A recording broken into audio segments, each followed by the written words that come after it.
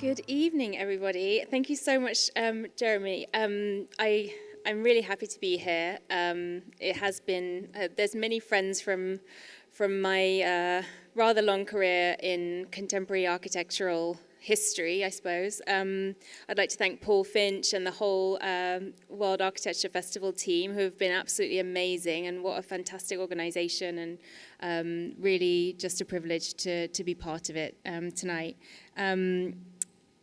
As Jeremy said, my background is in architecture. I studied at Bath University and became an architectural editor, writer for some of the magazines that are here today. I've been a curator at various biennales. I've been working in institutions. And 5 years ago, a bit more than 5 years ago, I started my own institution, a global platform for contemporary architecture and design called The World Around. Tonight I'm going to talk about one of the initiatives that we organize at the World Around, and also broadly how I try to use the World Around to become an advocate for what I think of as the architecture of radical repair.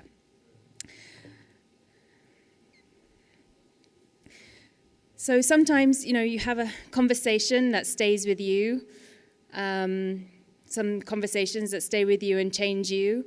And shortly, at some point during the 2020 pandemic, I had a conversation with my friend's daughter, who was 14 years old.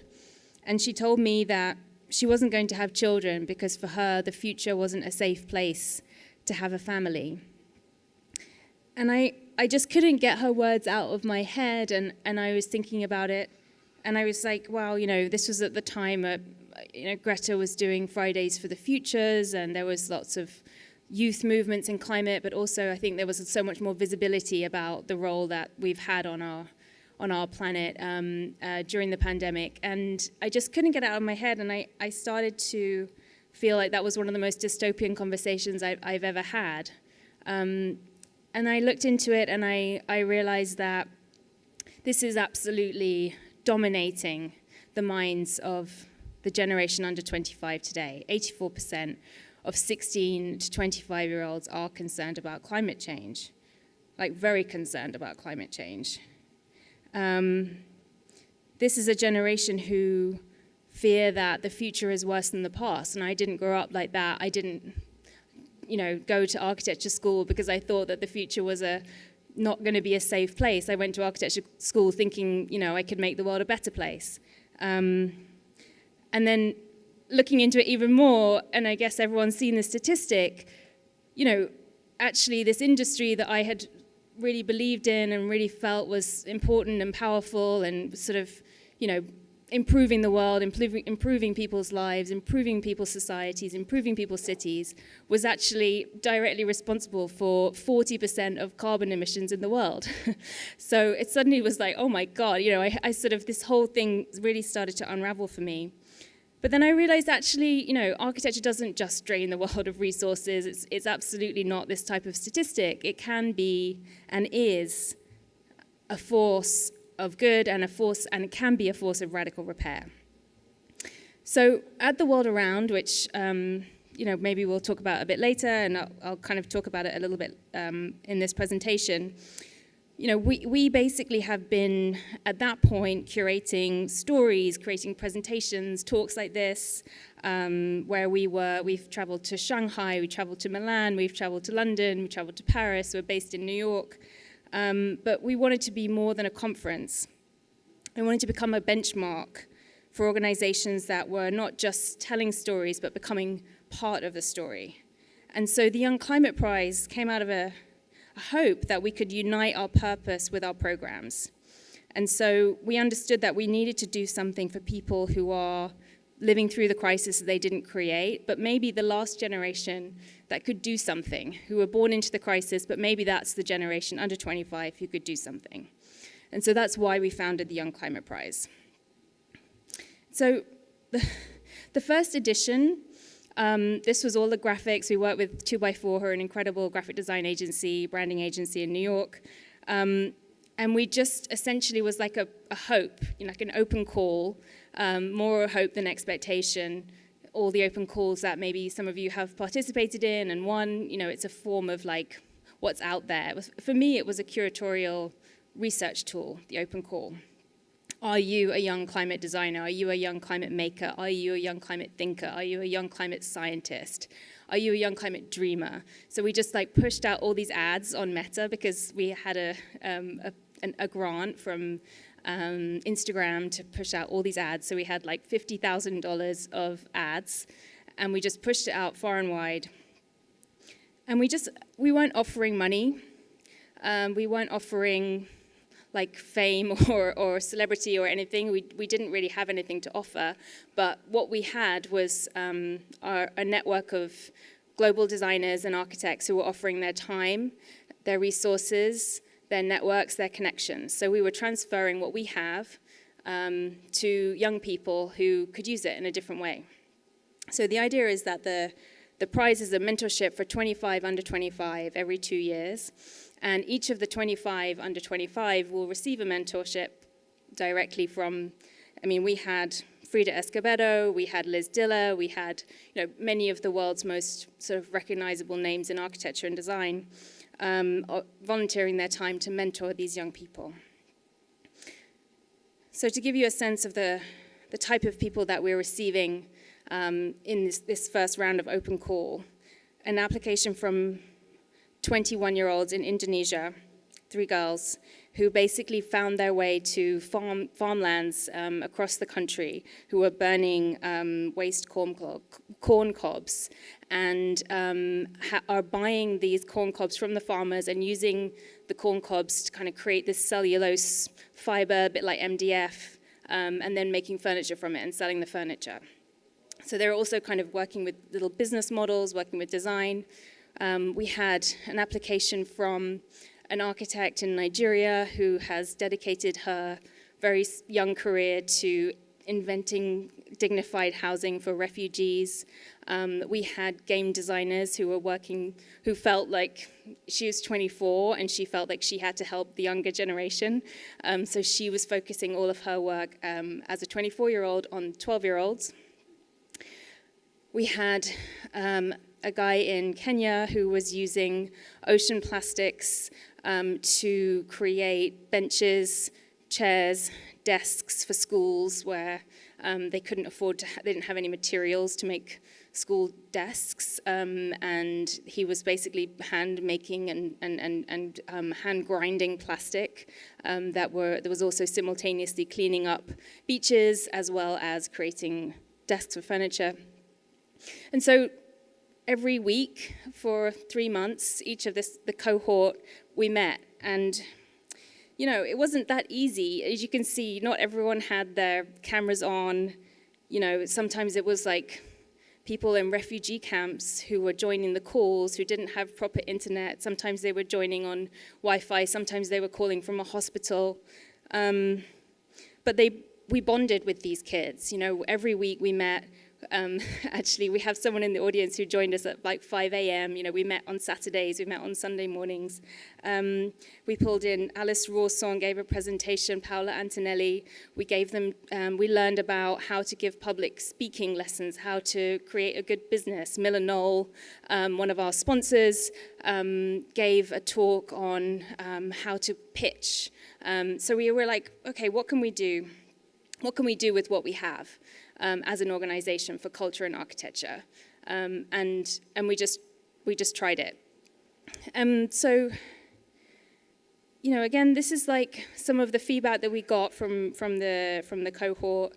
A refugee in Cox's Bazar in Bangladesh who had never met anybody who wasn't from the refugee camp or from his direct family, and being able to be part of a global climate community means a lot to this generation. They don't want to be isolated in their locations. They're not geolocated. They're connected to everybody.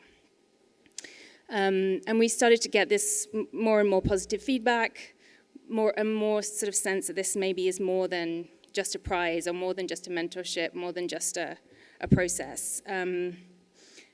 So the first year we had all of the award winners came to the Guggenheim. These are the three winners. We had Pamela Asatores, who's from Mexico. That's David Kamara from Sierra Leone, and Namra Khalid from Pakistan. All flew to New York.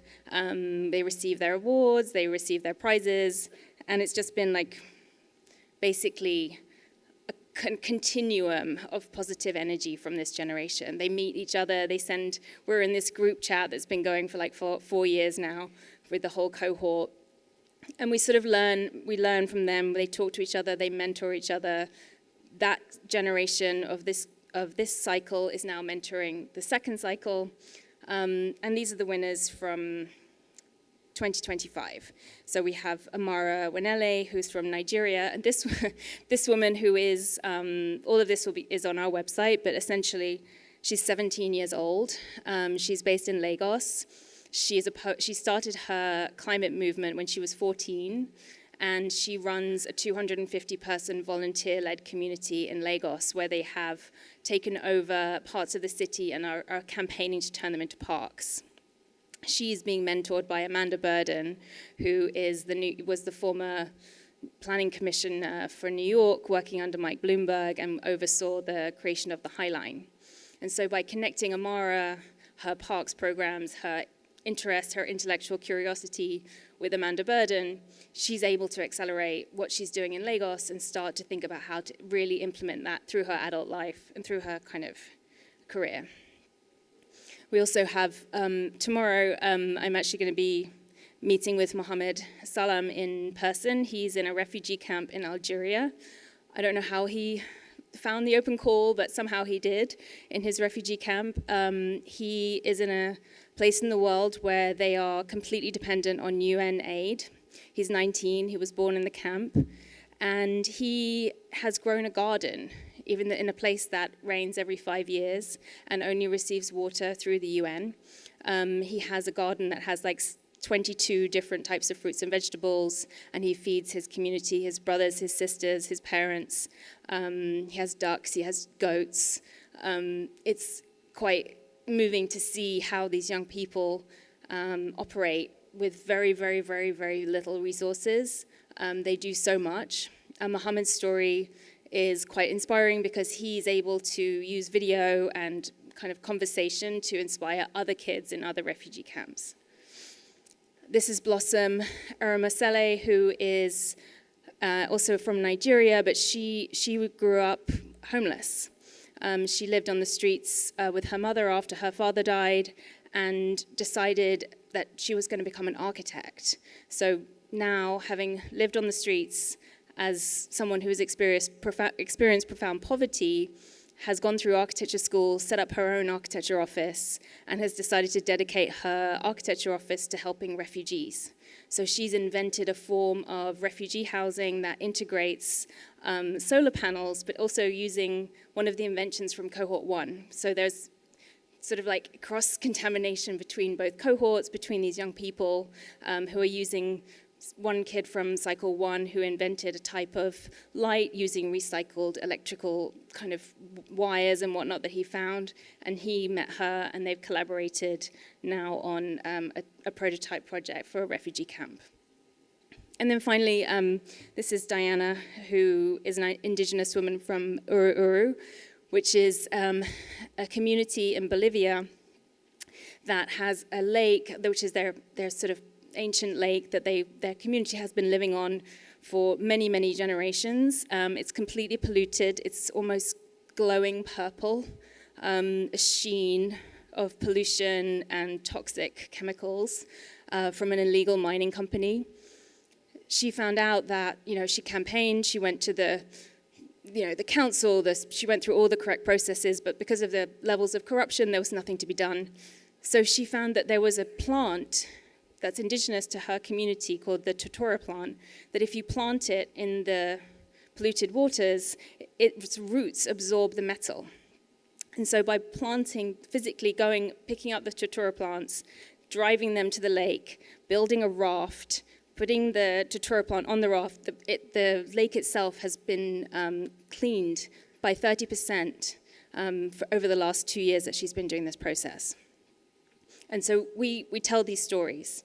These are the stories that drive us, that kind of make me feel like I'm doing something, with what I have. And I think that for us, like, the idea of a kind of an architecture of repair is not obviously just with that generation, but I've been looking into it as part of our work at the World Around to give voice to people like Freddie Mamani, also from Bolivia, who is an architect who uses architecture in the urban environment to restore a sort of cultural integrity of his people, of the Amara people. And so the Neo-Andean architecture, while some people might say, well, you can see how spectacular it is, but at the same time, this is a profoundly reparative push. This is not an architecture that belongs to the architecture of the colonial occupation. It doesn't belong to the economics of the place. It belongs to the people of the place. And it's a type of restoration of the indigenous communities that have lived there and are from there. And this is very much informed by the colors, the stitches, the textures, the textiles, and the symbolism of the Tiwanaku archaeological site that is the ancient site of this community. Probably you've seen some of these images before, quite beautiful.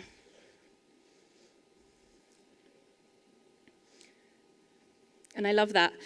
If you go to El Alto, there's like Freddie Mamani boxes and chocolates, and I'm dying to go. We sent a video team there to interview him, so we'll be sharing stories about that on our website soon.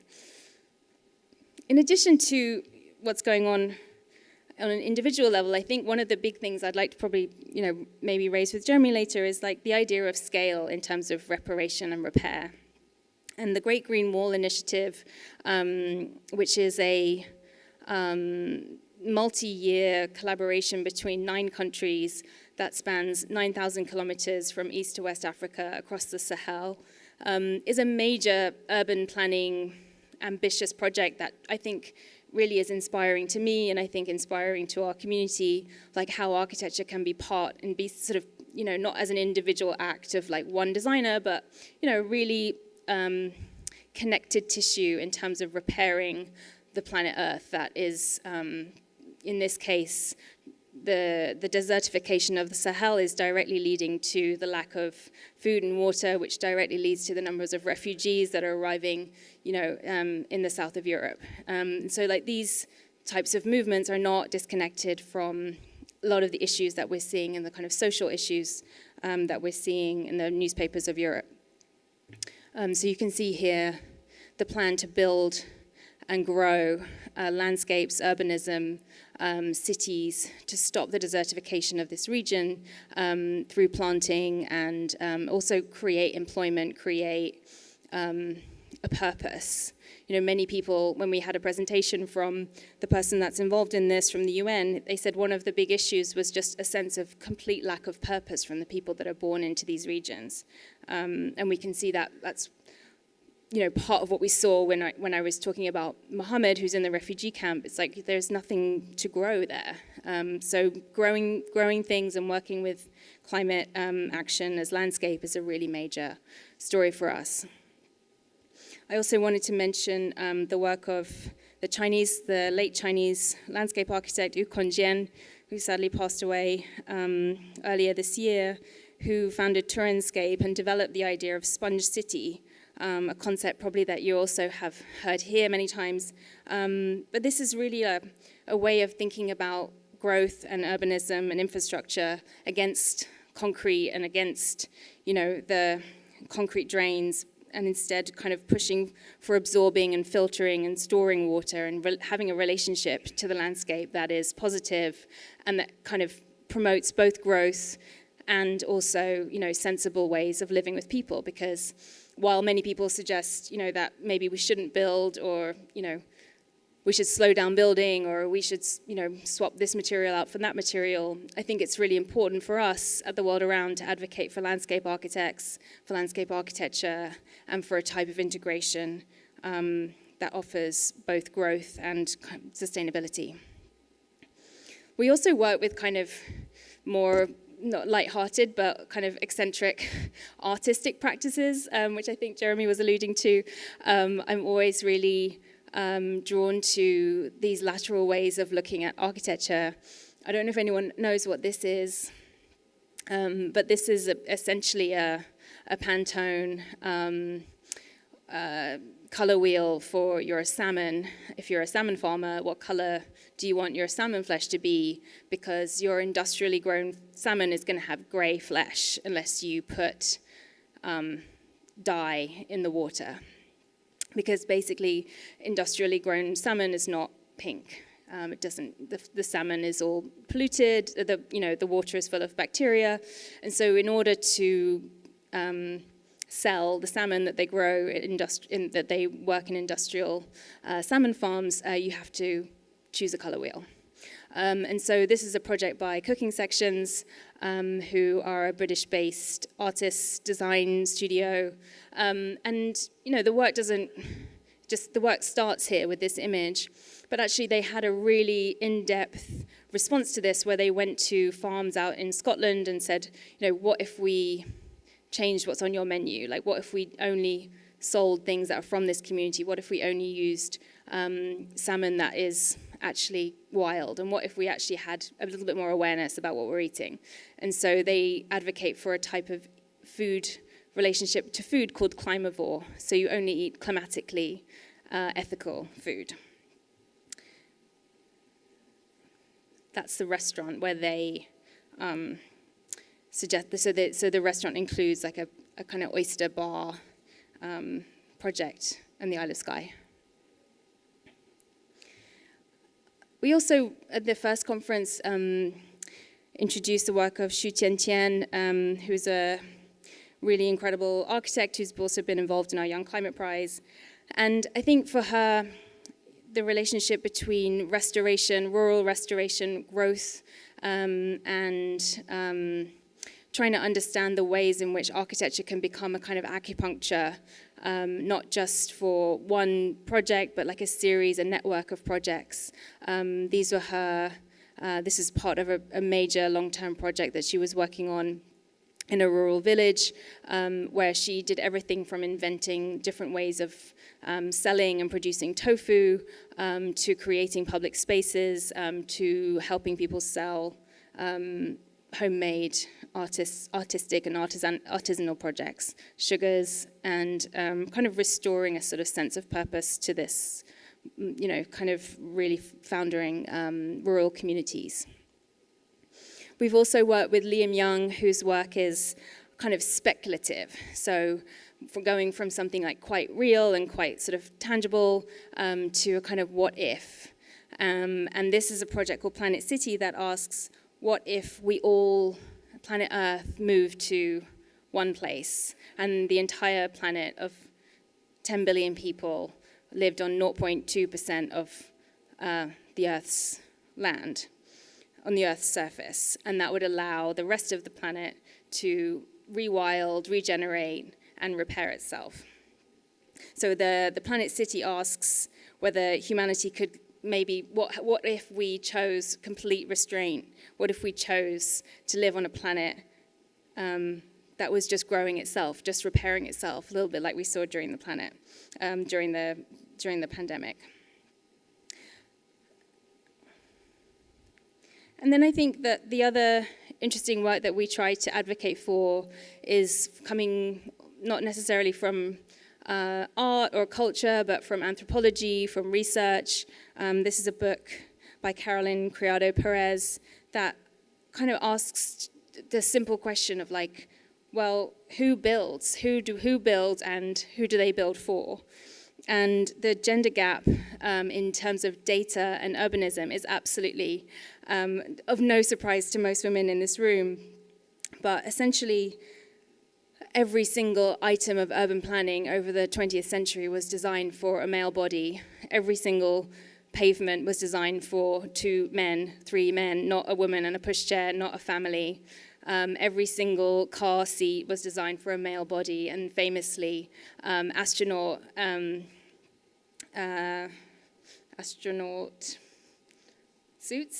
suits also designed for men.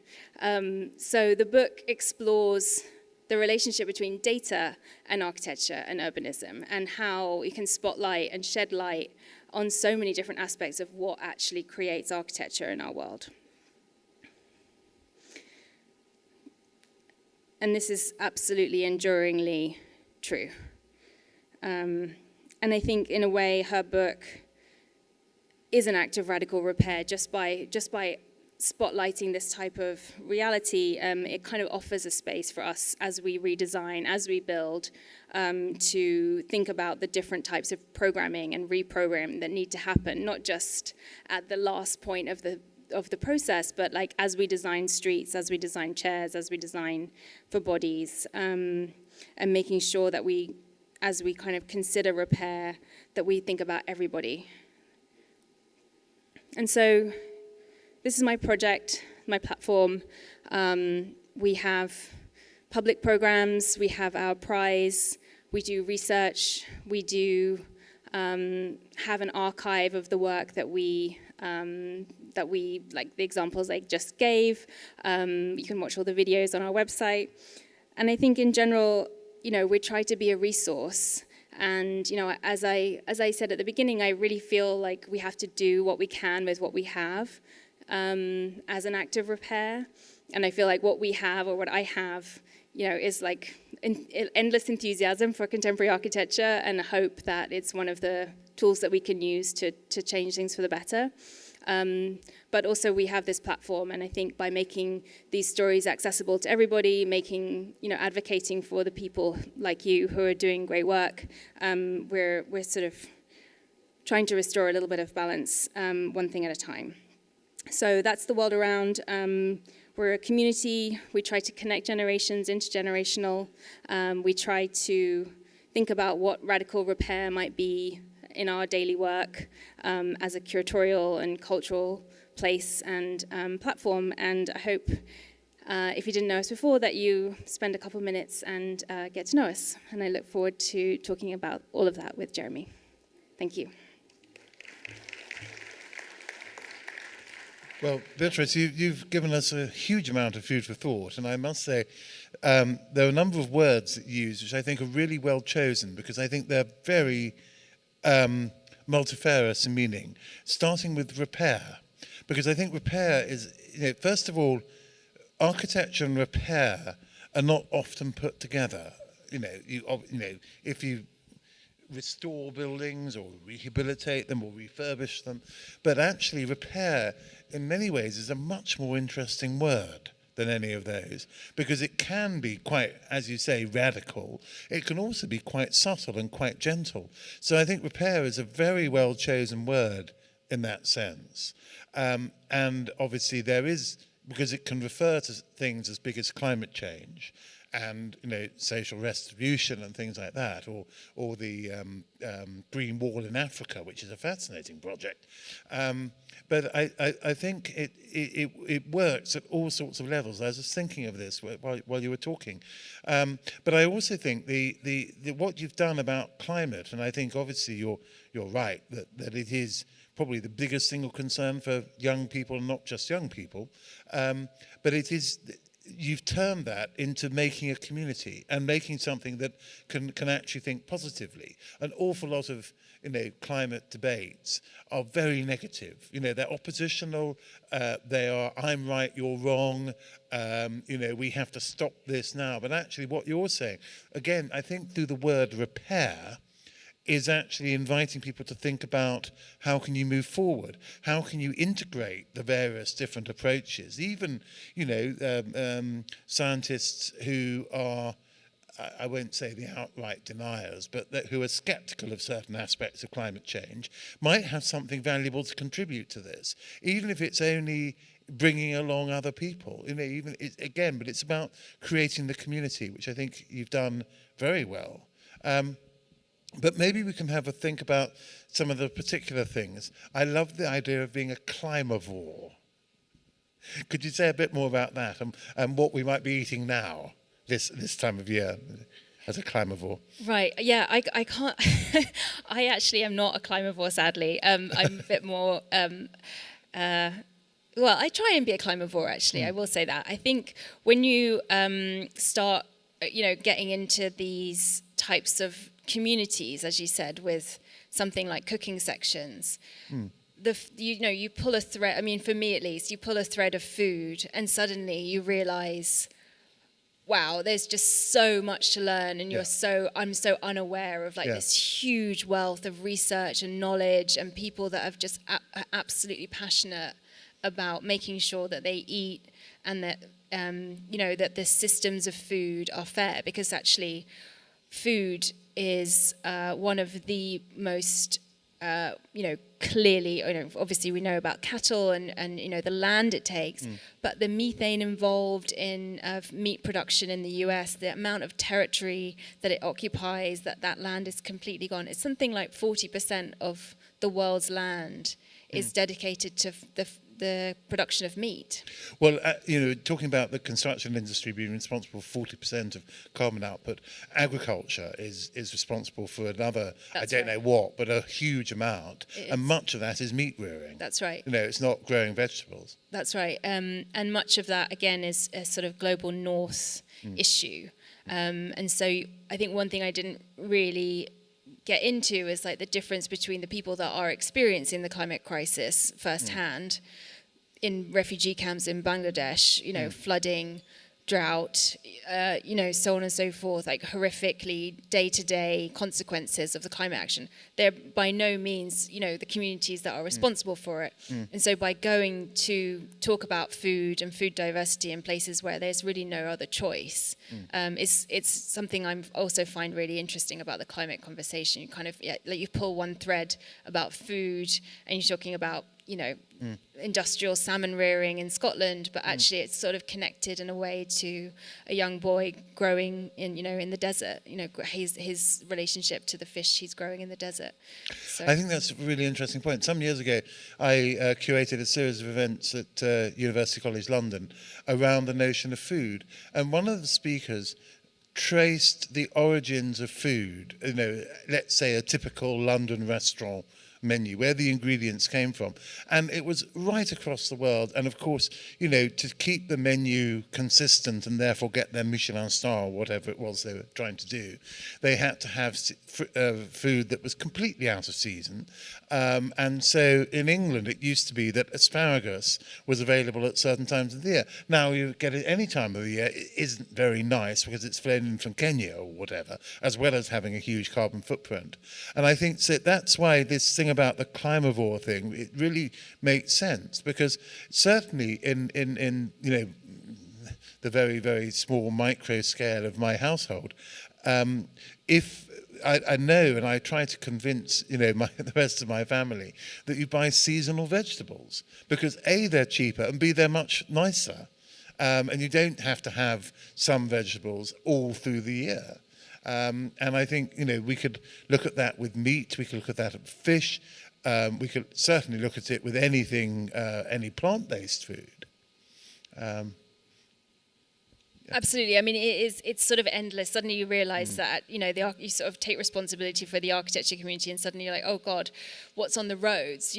What are these trucks, moving around the country, and what, there's just so much kind of waste, especially in the countries that I live in, and the impact it has is, I think the reason I talk about repair is because it's too late. What we're doing today, and whether or not we all turn to a climivore diet, it's got no bearing at all on the day-to-day lives of people that are experiencing the climate crisis, because that bell has been rung. And so actually the most useful, I feel the most useful thing for me to do is try and think, what can we do to fix the damage that has been done? And that's why it's repair.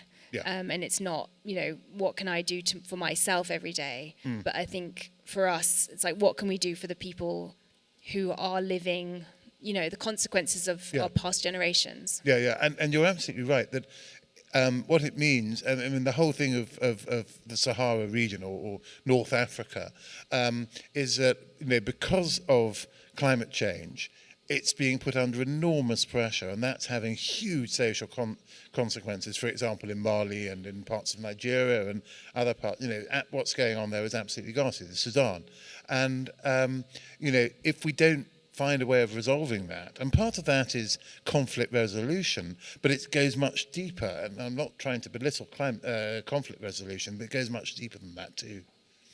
Yeah, exactly. I mean, the amount of people in refugee camps and a lot of the projects that we receive through the open call for Young Climate Prize, and also people proposing to speak at the conference, are dealing with this mass migration and the sort of temporary architecture of refugee camps that are by no means temporary. Yeah. So you have people, like Mohammed, who's born in the camp. The camp's been there for 40 years. Yeah. It's not temporary. It's and it's a city. Yeah. But and there's no architect involved, and so this is also what we talk about.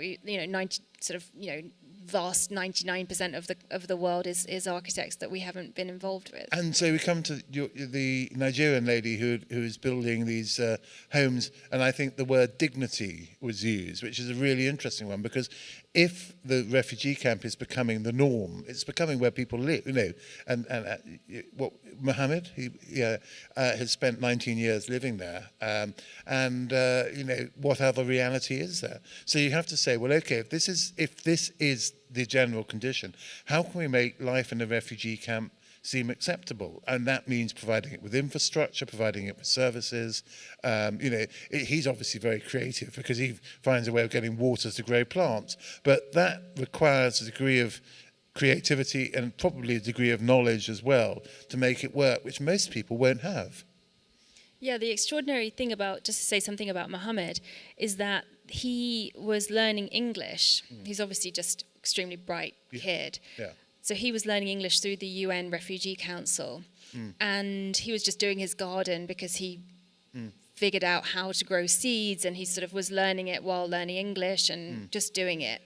And then for his exam for his English class, they asked him to make a video and tell a story in English, fully in English. And so he made a video about his garden, and he called it The Nomad Garden. Yeah. And he said, we're a nomadic people, but I've decided that, we're going to need to stay, and we are going to be here for several years, and it's my responsibility to feed my family something that's not dwindling supplies of UN aid.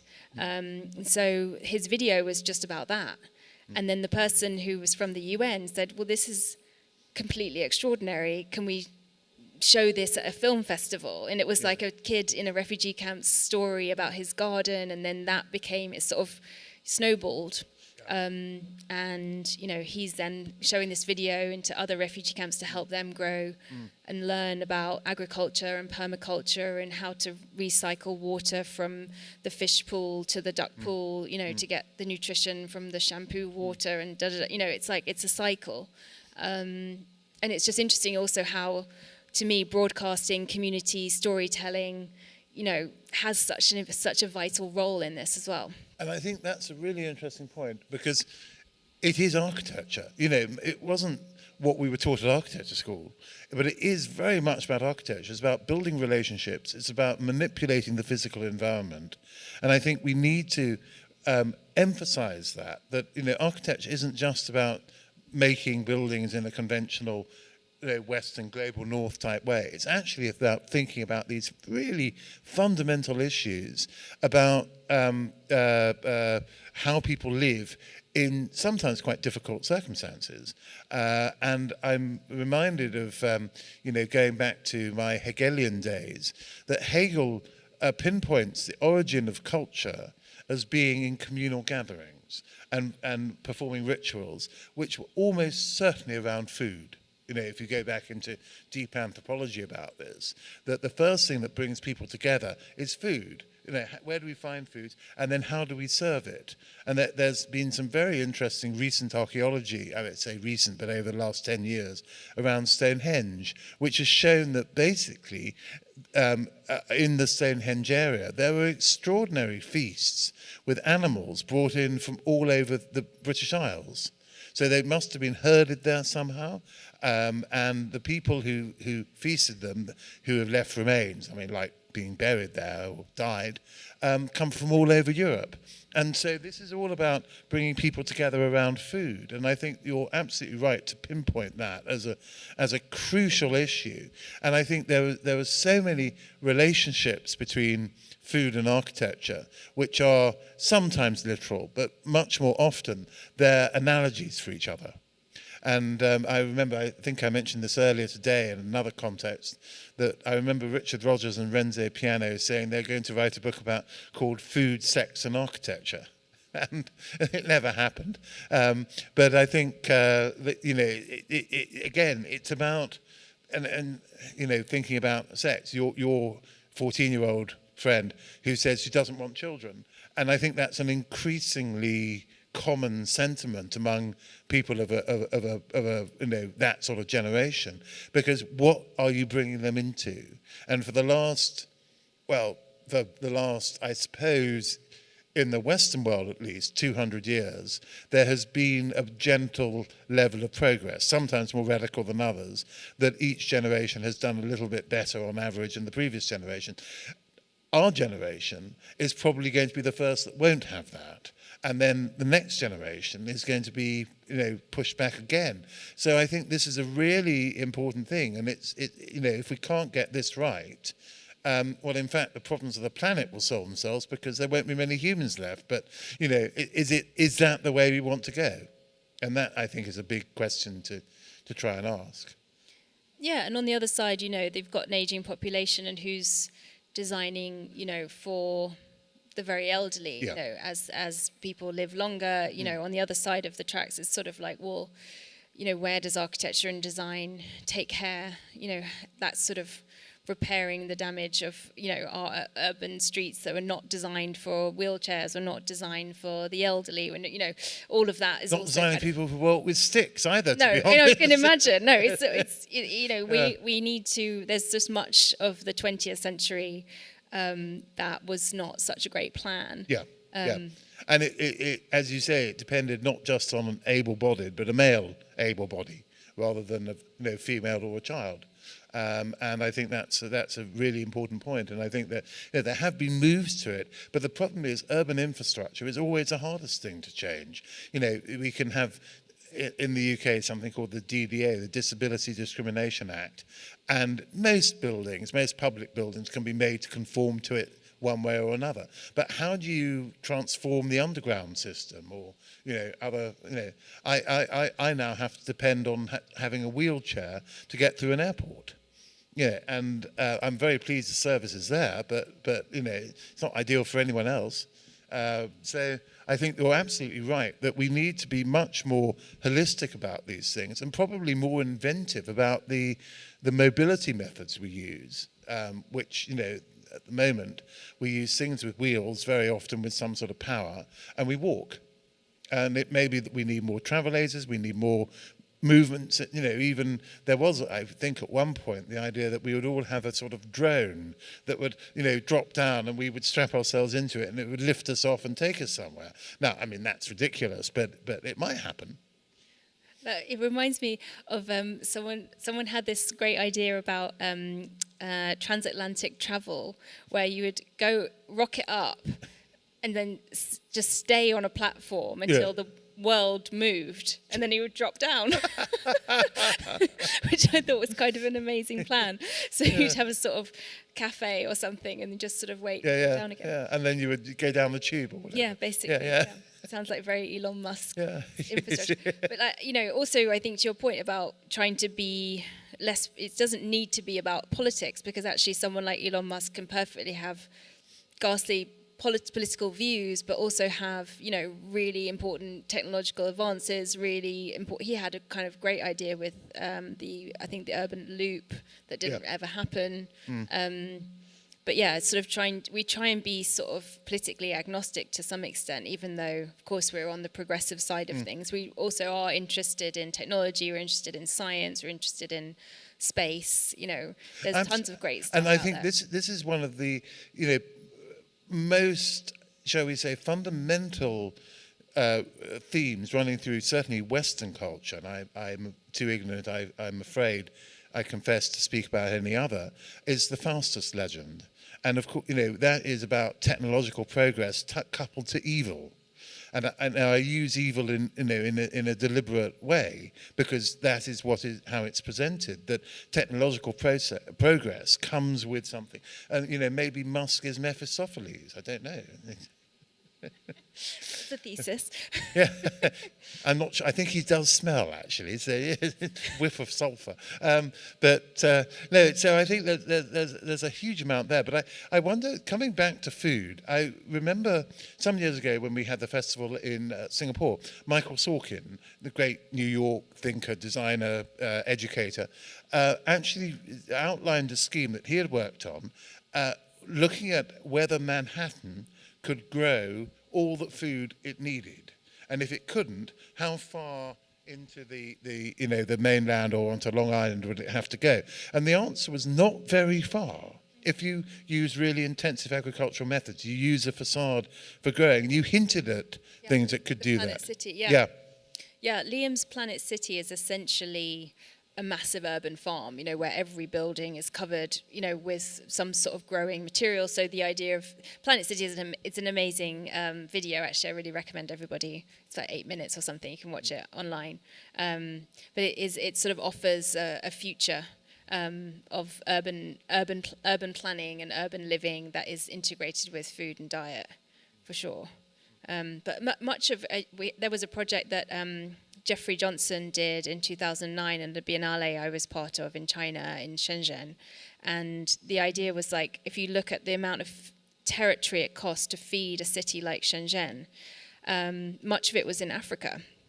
So much of the territory that fed Shenzhen was actually a lot, it was sort of like in plants all across East Africa, and same in Dubai. So you have the sort of decoupling the sources of food from the people that consume it has also led to major issues in those cities where they're not growing food for their own people, they're growing it for export. Even in Argentina that happens. Yeah. So, there's so many, this sort of integrated, sort of knowing all this doesn't really help in a sense. It's sort of like when you add design to it, it becomes interesting to me. No, I think that's absolutely right. As you say, how do you actually take things forward? How do you actually repair, using your word, this series of issues that are not going to solve themselves? They're not auto-restorative. And that is where, and I don't particularly like the term, but creative thinking comes in, because it doesn't come from convention. It won't come through AI, because all AI can do, as I understand it, and I'm sorry if probably many people here who know much more about AI than I do, is work on what has been done before and make the best use of what's been done before, perhaps, but it can't think about something new. And that, in the end, is both what architecture does and what Faustus is about as well. It's about doing something new and therefore being a disruptor. And I think that's where we start to find things become interesting. And disruption is a risk. Any sort of disruption is a risk. But the risk is not just worth taking, it's become essential, it seems to me. I actually think that's also what the word radical kind of assists. It sort of assists with that need to think. It's not just about knowing. It's not just about understanding. It's actually like, well, what more can we do? Because actually, we need to do an enormous amount more. Yeah. Yeah. Well, I think that's really good. So, what's the next cycle? Do you have a thought for it? Next is so it runs Earth Day to Earth Day, which is April 22nd. So cycle 3 launches April 22nd next year. Yeah. And that will be an open call. So anyone who knows amazing under 25s who are doing radical repair in their own communities, that's the time that we'll be open to that. And we'll also open for mentors, anybody who wants to be involved in the Young Climate Prize from a mentorship point of view. We're also opening applications for that as well. Yeah. So it's a full community program. So we try and we had someone from Nike who was explaining to these kids, how he designed the shoes for Spider-Man. Yes, yeah. Like, in the, like blew their mind. It was completely, it was so amazing. And I think, talking of food, it's sort of like what they take from these things is nutrition. Yeah. So we give them, a full meal of like, I don't know, a 25-minute talk about shoe design, and they'll get from that what they need. They'll get the nutrition they need. They'll get the vitamins because that's what they want. That's what they're looking for. Yeah. So, while we don't know exactly what these young people, go through on their day-to-day lives, it's, certainly very, very tough for many of them. But by sharing what we have and kind of exposing them to all of these different ideas, all these amazing, beautiful ways of thinking and ways of doing, they do take a lot from it. And that's what I kind of... I think that's kind of interesting. love I about remember some years ago, Nike participated in WAF, and they showed if you take trainers, one of their basic products, and you recycle it, you get material that can be used for a sprung floor in a gym. You get material that can be used for a running track, and there was a third product, and it was extremely interesting how they were doing it. And I think, in some ways, a company like Nike is its own worst enemy, because they present these shoes as if they are the key to having a perfect, wonderful athlete or sports person's body, and all you need to do is buy the Air trainers or whatever they're called.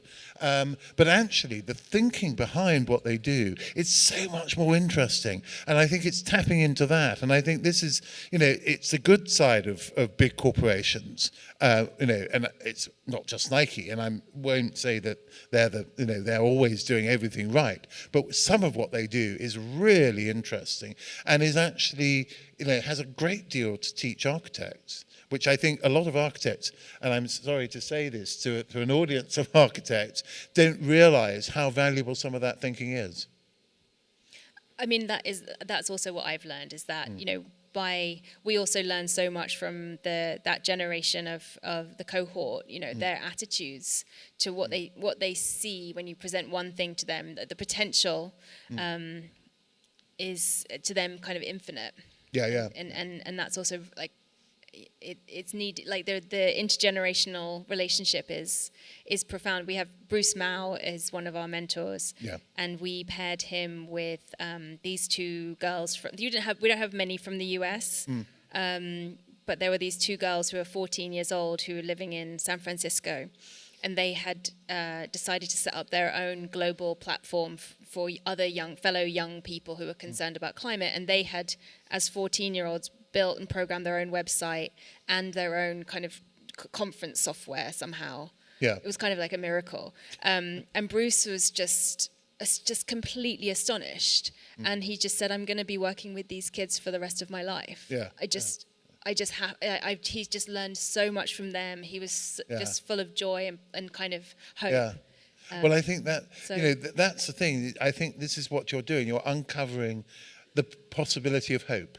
And I think that's a really, really important thing. It's like, remember the Greek myth of Pandora's box?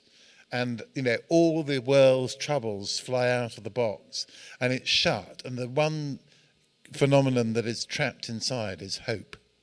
And I think, what you're doing is releasing hope from Pandora's box, which is very interesting. So I think, how do we get involved with the World Around? Do you have a sort of membership organisation? Or? We have a membership, yeah. You can join our membership. You can subscribe to our newsletters. You can volunteer. You can, it's all on our. We're a completely online platform, but we work in a way in tandem with big organizations like a tugboat. So it's sort of like we're working with MoMA, we work with Hammer Museum, we've worked with Design Museum, Guggenheim, and so with those big organizations we do public programs and exhibitions and collaborations. Yeah. Well, I think that's very interesting. I think we're sort of slowly coming to the end. I don't know if we're ready for the announcement of the winners. Yeah. So no, are we ready? Are we? Yeah.